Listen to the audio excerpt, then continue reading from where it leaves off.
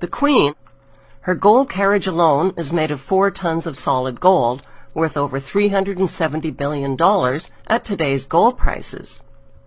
The Bank of England Nominees Limited was established to hide the Queen's investments. Secrecy about her wealth protects her. Government and banking officials inform the Queen about where to invest her wealth. That's called insider trading, and it's illegal.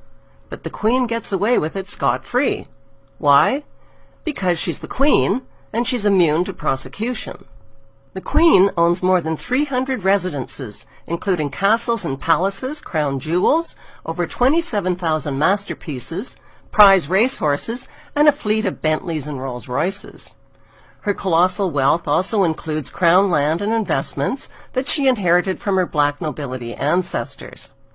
The Queen's Crown estate includes over 50% of the UK's coastline, as well as Regent Street and Windsor Great Park. Her trillions in wealth are passed down to her descendants, untaxed. Would British tourism collapse if the monarchy was abolished?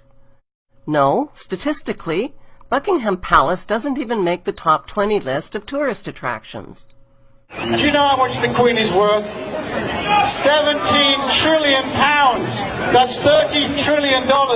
She could end world hunger and poverty tomorrow.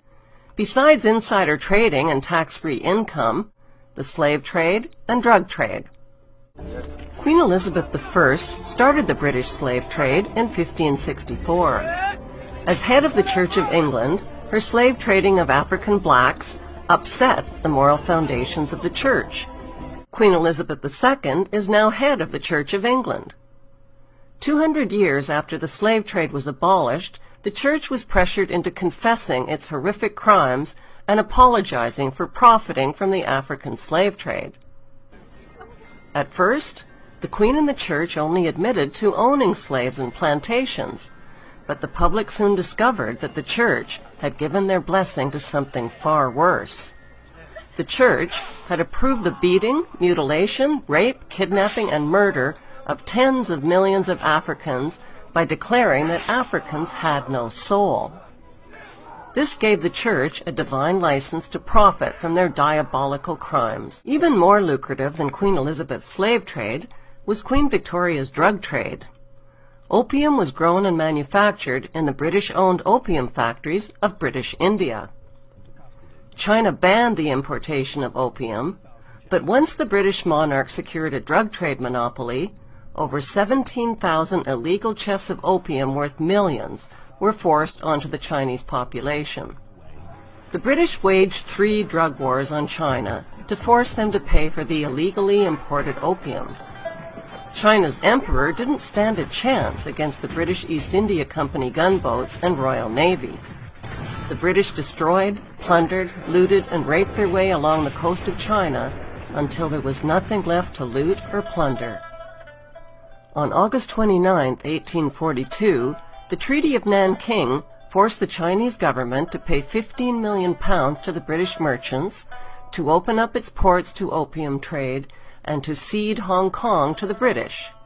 This was the ugly origin of Hong Kong's 155 years as a stolen British Crown colony.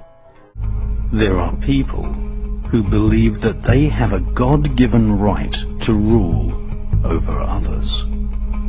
They believe that their outward appearance is superior to all others.